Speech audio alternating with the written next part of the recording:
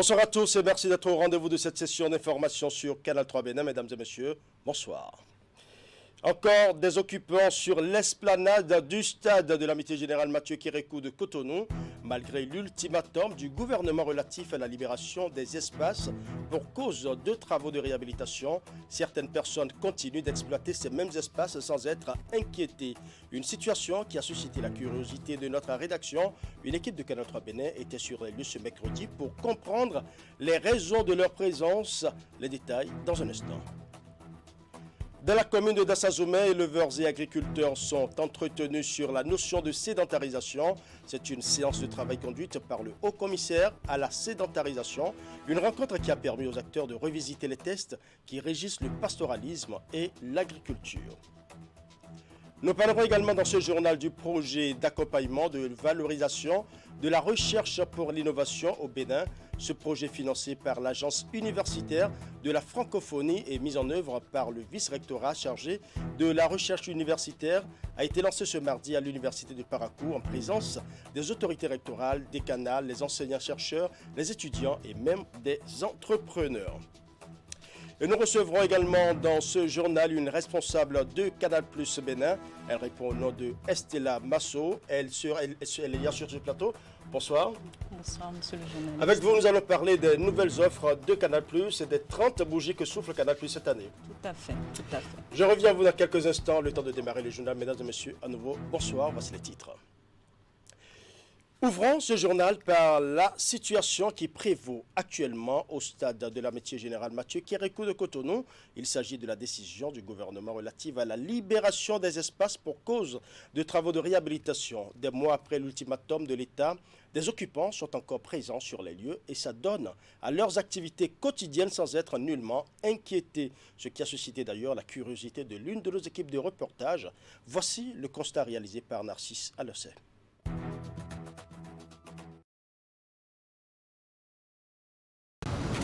L'esplanade du stade de l'Amitié Générale Mathieu Kérékou de Cotonou, des mois après l'ultimatum du gouvernement qui demandait aux tenanciers des boutiques, bars et restaurants de débarrasser le plancher. À côté des boutiques défigurées dont les occupants ont préféré se plier aux injonctions de l'État, il y a de la résistance, des commerces qui y sont visibles et à la vue de notre équipe de reportage, des comportements qui prouvent la posture de l'illégalité. Encore une bonne demi-douzaine de boutiques s'ouvrent ici quotidiennement et accueillent de la clientèle. Leurs tenanciers ont-ils reçu l'autorisation spéciale pour continuer leurs activités ou bravent-ils la décision du gouvernement? Nous sommes encore là parce que comme les gradins ne sont pas encore arrivés, c'est pourquoi nous sommes encore là. Notre patron a décidé de rester un peu pour le moment, en attendant que les choses arrivent, les gradins arrivent. Donc ce n'est pas un entêtement? Non, ce n'est pas un entêtement. Si les gradins arrivent aujourd'hui, maintenant on quitte aujourd'hui aussi. Pour la dissuasion, ils n'attendent que le déploiement des bulldozers. Une attitude aux allures d'incrédulité qui pour le moment profite à ses occupants. Sans taxes ni impôts à payer, ils continuent d'accroître leur chiffre d'affaires. Et ceci jusqu'au jour où le visiteur indésirable débarquera pour les travaux de réhabilitation annoncés autour du stade. Parlons à présent de la 6e édition de la conférence internationale sur la finance verte qui s'est tenue ce mardi à Cotonou, organisée par African Guarantee Fund. Cette rencontre a permis aux différents acteurs de se pencher sur les enjeux d'un développement économique qui respecte les normes environnementales. À ce rendez-vous, les institutions bancaires, les acteurs du secteur privé et les autorités politico-administratives ont abordé les approches solutions en vue de la prise en compte des défis du climat au sein des entreprises. Les échanges se sont déroulés à Golden Tulip Hotel de Cotonou. Clément Tchadé pour les détails. Les acteurs de la société civile, du secteur privé et les autorités publiques sont ici pour échanger sur la problématique du financement vert. Une conférence organisée par African Guarantee Fund dans le cadre de sa 6e rencontre sur la finance verte. Occasion pour l'institution panafricaine de sensibiliser le monde des entreprises, notamment les PME, sur la nécessité d'intégrer ce paradigme dans leur gestion quotidienne et dans les processus de financement de leurs projets. Les privés doivent s'intéresser à tous les financements. Mais le financement vert aujourd'hui, il est capital. Il est capital pour le développement du continent africain. Mais le financement vert aujourd'hui a beaucoup de difficultés d'accès au financement comparé aux projets classiques. Et c'est la raison pour laquelle aujourd'hui, là, on essaie d'incentiver les banques pour qu'elles puissent mieux comprendre ce type de risque-là. Pour qu'elles se rendent compte que finalement, les projets verts ne sont pas plus risqués que les projets classiques. Le Bénin actuellement est en train de développer une centrale 180 MW à peu près gaz. Et nous voyons qu'il n'y a pas d'appétit au niveau des fonds verts pour nous accompagner sur cet investissement. Et c'est ça l'enjeu qu'il faut poser sur la table. Parce que le risque, si on ne pose pas cet enjeu de nécessité de transition, soit vous avez des dirigeants qui vont rester dans le tout polluant, soit vous allez avoir des dirigeants qui n'investiront pas. Or, nous sommes tous conscients que l'Afrique a besoin d'investir. À ce 6e rendez-vous, la présence remarquable du ministre d'État chargé de l'économie et des finances, qui a d'abord remercié les parties prenantes avant de dresser le bilan des efforts du gouvernement du Bénin en matière d'investissement responsable qui respecte les principes environnementaux. Au sujet des défis et enjeux, Romuald Rwada y appelle à une prise de conscience collective. Ce n'est pas seulement les questions de financement, mais également d'éducation. Quand on prend le secteur de l'énergie, il y a besoin d'apprendre à mieux consommer l'énergie. Mais c'est également dans nos habitudes, nos comportements, la manière dont nous consommons, la manière dont nous nous déplaçons, la manière dont nous produisons. C'est tous cet ensemble qui nous permet d'être au rendez-vous. L'implication de l'industrie financière dans la transition vers un monde moins dépendant et vers une économie sobre en carbone et résiliente au changement climatique est donc inévitable. Et pour y arriver, une synergie d'action coordonnée entre les acteurs publics et privés doit être effective. African Guarantee Fund entend relever ce défi pour le bonheur des générations futures. Restons dans la rubrique économie pour parler cette fois-ci de l'économie numérique, puisque Cotonou a abrité ce mardi le lancement officiel du projet d'assistance technique pour l'appui à la conduite du changement Open Data au Bénin. C'est un projet qui vise à mettre en place une gouvernance des données publiques et de promouvoir les données ouvertes dans l'administration. Le projet est réalisé sur financement de l'Agence française de développement. Les précisions avec Idrissou Boukari. Le projet d'assistance technique pour l'appui à la conduite du changement Open Data au Bénin entre à compter de ce mardi 5 juillet dans sa phase d'opérationnalisation. Initié par l'Agence des systèmes d'information et du numérique, sa mise en œuvre sera assurée par l'Agence française de développement qui apporte son soutien financier pour la réalisation du projet. Le projet Open Data géré au sein de la CIN est divisé en 3 grands axes. La réalisation d'une étude préliminaire pour évaluer l'évaluation de préparation du Bénin à l'ouverture des données sur la base du modèle ODRA, Open Data Readiness Assessment. La réalisation d'un portail Open Data avec un transfert de connaissances pour assurer son exploitation. La réalisation de la conduite du changement via des événements, des formations, une étude de la littératie et de la gouvernance. C'est cette dernière composante qui nous réunit ici aujourd'hui. Il s'agit d'une première étape de divulgation de la culture Open Data. Nous voulons que l'administration soit au cœur de cette stratégie et que chacun de vous contribue à faire émerger des cas de réutilisation de données permettant à l'administration d'être plus efficace, plus transparente. À travers ce financement de l'Agence française de développement, le gouvernement du Bénin, via son agence d'exécution en charge des systèmes d'information et du numérique, entend donc mettre en place une réglementation Open Data, en développer la culture au sein de la population béninoise, mettre en place à l'échelle pilote des cas d'usage visant la réutilisation de données et enfin, appuyer la mise en place d'une gouvernance Open Data. Les avantages de ce projet sont nombreux. Ils ont pour nom, entre autres, transparence, innovation, participation active, création de nouvelles connaissances, efficacité de l'administration publique. L'Open Data est sans doute une opportunité pour le gouvernement, les citoyens, le secteur privé et la société civile. Le projet aura donc pour finalité la mise en place de solutions numériques innovantes pour améliorer la transparence de l'action publique. L'Open Data représente aujourd'hui une priorité nationale. C'est un élément clé du projet Smart Gouv.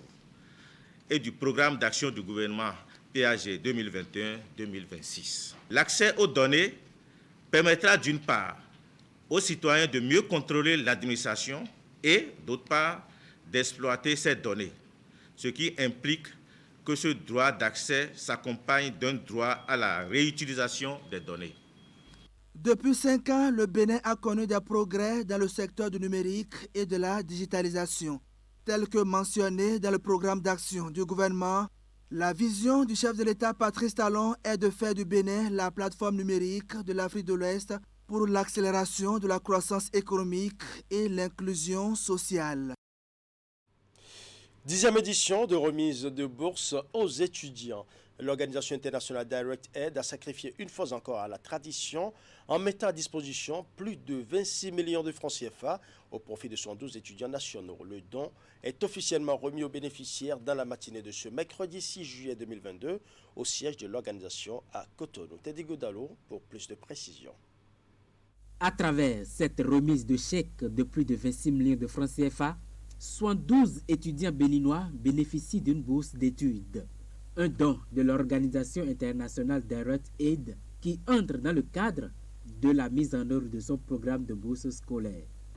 Cette bourse nous profite énormément en ce sens qu'elle nous permet de nous acquitter des frais de nos formations, d'alléger la tâche aux parents, de pouvoir subvenir aux besoins académiques et autres frais supplémentaires qui surviennent au cours de notre formation. Direct Aid est à sa 10e édition d'assistance aux jeunes étudiants en situation difficile. À l'occasion, les bénéficiaires, ensemble avec les responsables de l'organisation, ont procédé à une coupure de gâteau, signe d'un parcours bien réussi. Nous souhaitons vivement que vous soyez à la hauteur des défis de votre génération. Nous souhaitons vivement que vous impactez très positivement sur le développement de votre pays. C'est le lieu de remercier le gouvernement et les responsables à Devernez-vous pour leur franche collaboration dont ils font preuve à notre égard. Octroyer des bourses à la jeunesse aujourd'hui, c'est tout comme si nous bâtissons, nous construisons le futur. Puisque aujourd'hui n'est pas facile à tous nos enfants d'aller étudier aisément à l'université, sans moyens. Et cet appui qu'ils apportent à notre jeunesse, qui est à la hauteur de 26 millions, qui n'est pas peu, pour 72 apprenants, je pense que vraiment c'est une œuvre qu'on doit vraiment saluer. Et au nom de mon université, nous saluons vraiment cette œuvre-là, cette initiative. Direct Aid opère au Bénin depuis 1987. Elle a pour mission d'accompagner les gouvernements africains dans la mise en œuvre de leur politique de lutte contre la pauvreté. La santé, le social, l'hydraulique constituent bien d'autres secteurs dans lesquels intervient l'organisation. Alors présent dans la commune de Dassazoumen pour une séance de travail avec le haut-commissaire à la sédentarisation. C'est une rencontre qui a permis aux autorités d'entretenir les agriculteurs et les éleveurs sur la notion de sédentarisation afin de les amener à cultiver le vivre ensemble. Les assises ont aussi permis de revisiter les tests en vigueur qui régissent le pastoralisme et l'agriculture. Imet Elena Mosso pour les détails. Sédentarisation et sécurisation des cultures dans les collines. La thématique était au cœur d'une rencontre avec le commissaire à la sédentarisation des éleveurs. La séance a été consacrée au partage du contenu des réformes ainsi que des orientations du gouvernement en vue d'instaurer une cohabitation pacifique entre éleveurs et agriculteurs dans le pays. Les échanges ont aussi permis de recueillir les avis et propositions des invités. Cette réunion était prévue pour durer 1h30, mais nous en avons passé plus de 3 heures. Alors cela veut dire que le sujet est vraiment d'actualité et de nos échanges, je retiens que chaque acteur a essayé d'expliquer les raisons des différents conflits que nous enregistrons. Et au-delà de ça également, il y a des problèmes liés à chaque secteur que les gens n'arrivent pas à évoquer parce qu'ils sont du secteur. Et donc on a essayé de leur faire savoir que nous sommes à la recherche de nouveaux paradigmes pour que la cohabitation entre agriculteurs et éleveurs se passe bien. Étaient présents à ce rendez-vous les agents des services déconcentrés des secteurs concernés, agriculteurs, éleveurs et autres acteurs. À travers diverses communications, le concept de sédentarisation a été expliqué à l'assistance. Les efforts consentis par le gouvernement ont été abordés en plus des perspectives. Outre les éclairages apportés, les inquiétudes soulevées ont été apaisées et des recommandations formulées. L'obligation de réduire la mobilité du bétail semble être, selon les interventions, l'option la plus appropriée afin de mettre fin aux conflits et affrontements enregistrés entre éleveurs et agriculteurs. Nous sommes tenus de faire en sorte que toutes les parties prenantes jouent à fond leur rôle, leur partition. L'État central ne peut rien faire sans ces services déconcentrés représentés par le préfet, sans nous, collectivités territoriales décentralisées, et rien ne peut davantage se faire, mieux encore, sans les agriculteurs et les éleveurs. La sédentarisation, ce n'est pas une option, mais c'est une obligation. On doit évoluer vers une meilleure gestion de la mobilité, rapprochement des infrastructures pastorales par rapport aux grandes zones d'élevage. Et c'est à ça que le chef de l'État nous a mandaté. Et on s'attelle à travers les financements qui sont mis en place. On a pris l'engagement avec le préfet de voir les zones où se feront les regroupements des campements. Éleveurs et agriculteurs, je pense qu'aujourd'hui, à la sortie de la séance, quand même, chacun a compris et chacun s'engage quand même à ce que cela change sur le terrain.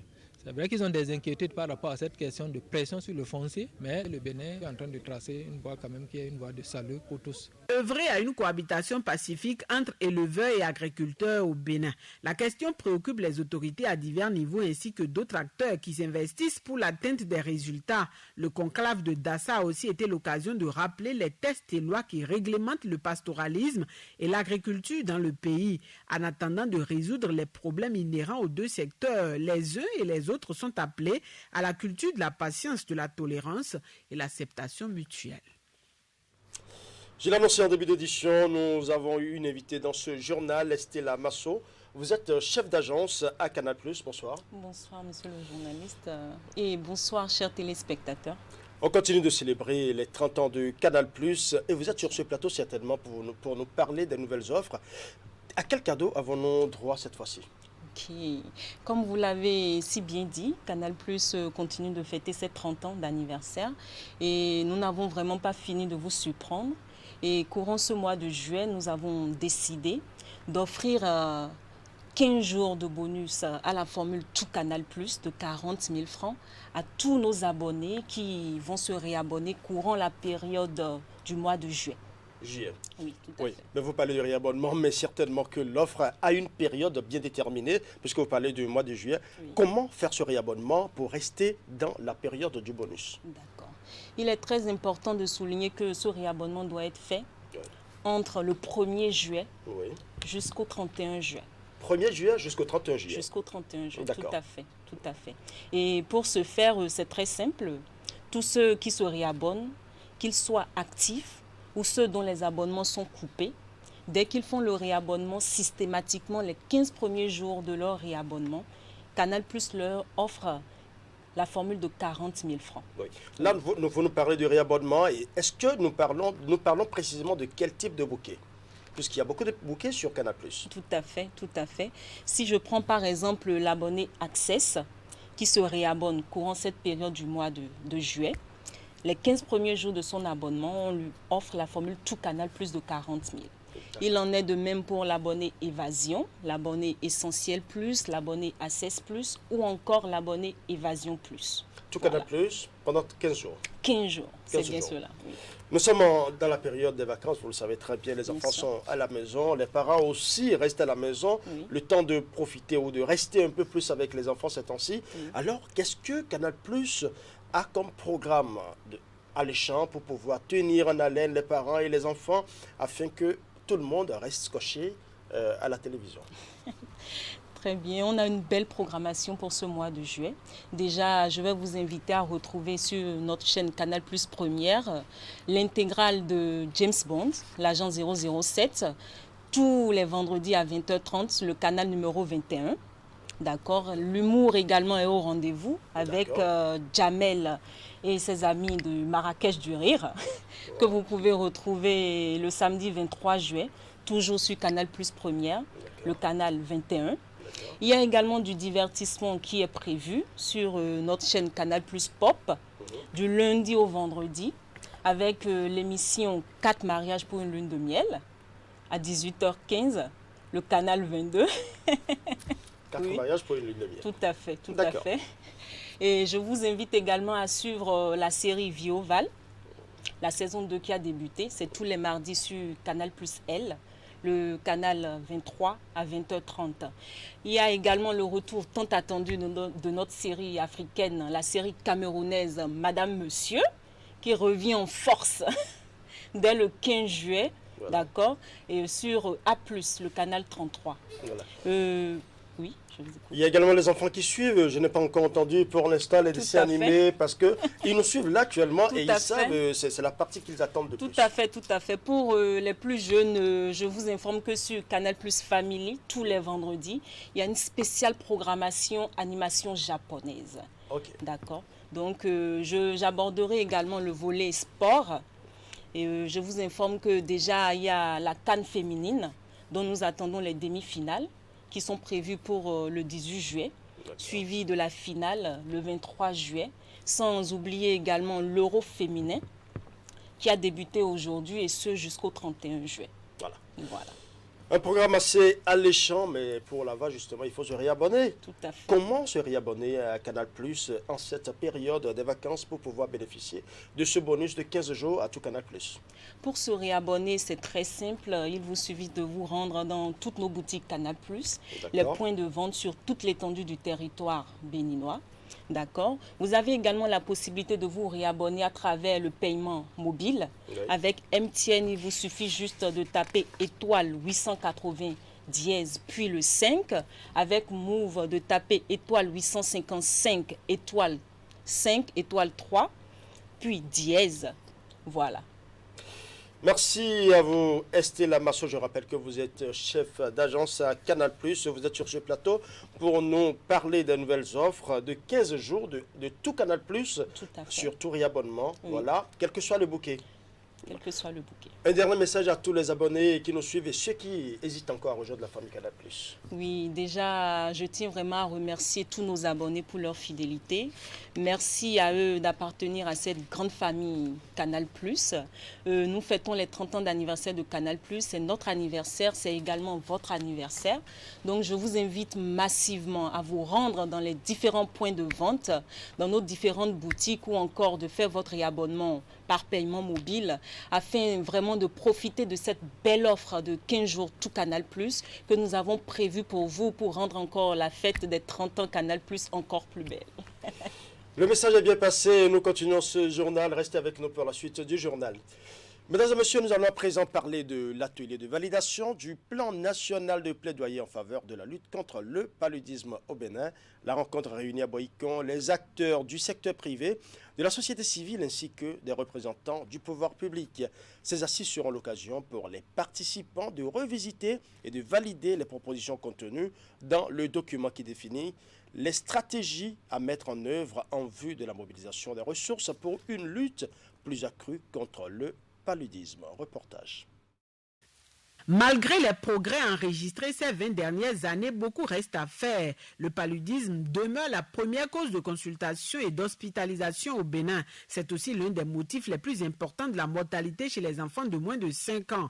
Les statistiques en 2020 ne sont pas des plus reluisantes. En 2020, on a constaté 241 millions de cas avec 627 000 de décès à l'échelle mondiale. Au niveau du Bénin, on a vu plus de 2 millions de cas et près de 2500 décès. Face à ces chiffres, les actions se multiplient davantage pour l'élimination de la maladie. La campagne Zéro Palu, je m'engage, démarrée en 2014 au Sénégal, prend de plus en plus de proportions. L'initiative a pris une allure panafricaine.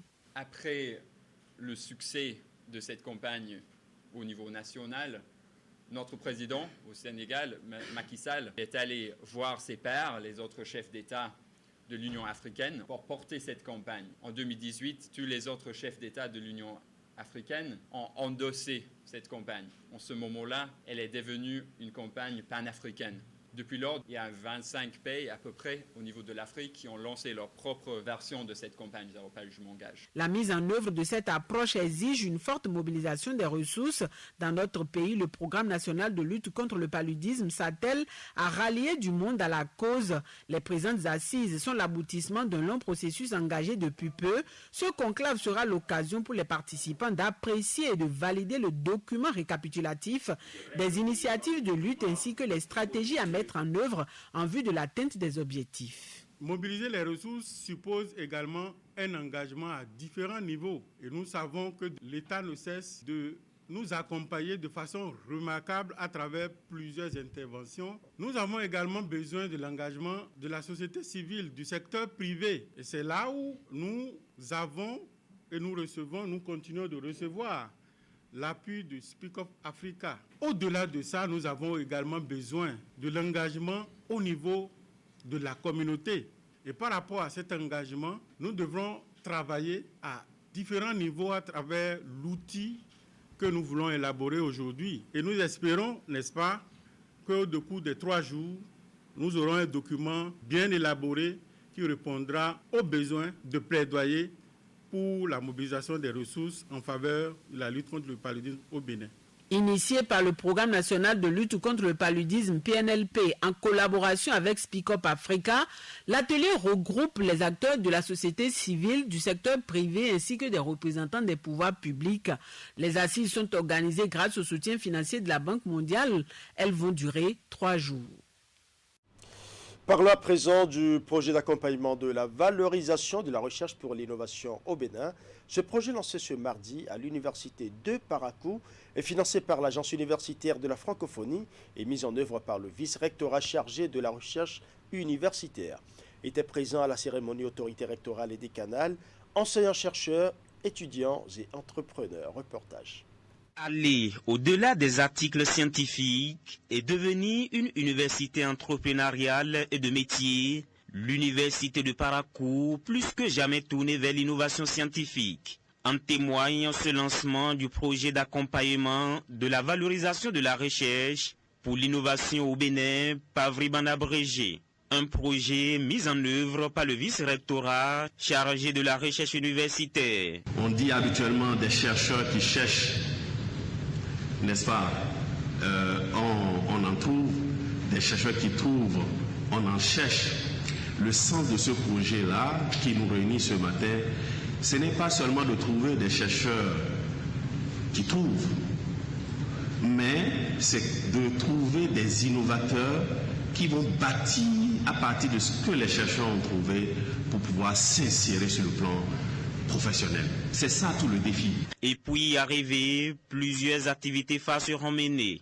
Entre autres, l'aménagement et l'équipement d'un espace de valorisation des résultats de recherche et d'innovation, le renforcement des capacités sur la création et la mise en œuvre des start-up autour des résultats de recherche. On fait de la recherche, c'est vrai. On est promis au CAMES, c'est vrai. Est-ce que la nation tire? Est-ce que nous faisons la recherche? Ce n'est plus seulement faire la recherche, être promu. C'est vrai, publier dans les top revues, c'est vrai, pour notre identité. Mais quelle est la rentabilité économique de ces investissements pour la recherche? Et c'est une priorité, c'est la deuxième priorité de notre projet de gouvernance, le projet de gouvernance de l'équipe rectorale actuelle, la recherche pour l'innovation. Financé par l'Agence universitaire de la francophonie à hauteur de 121 millions de francs CFA, le projet durera 2 ans. Et je tiens à dire qu'il s'agit d'un appel d'offres compétitif. Ce n'est pas un cadeau qui a été fait à l'université de Parakou, mais l'université de Parakou a compétit pour gagner un projet de dispositif d'accompagnement. Le projet de Parakou, le projet PAVRIB que vous êtes en train de développer fait partie d'une grande famille composée de près de 50 autres projets récipiendaires de ce grand fonds ERI. Donc vous n'êtes pas isolé et vous êtes connecté à plusieurs autres projets. Et ça, ce sera notre rôle de permettre ce partage d'expérience. Autorités rectorales et décanales, enseignants-chercheurs, entrepreneurs et même étudiants, chaque acteur est désormais invité à jouer sa partition pour non seulement des chercheurs qui trouvent, mais surtout des chercheurs qui contribuent au développement de la communauté. Ainsi se referme ce journal que je vous remercie d'avoir suivi. Tout le plaisir était pour moi de rester en votre compagnie. Bonne soirée à chacun et à tous.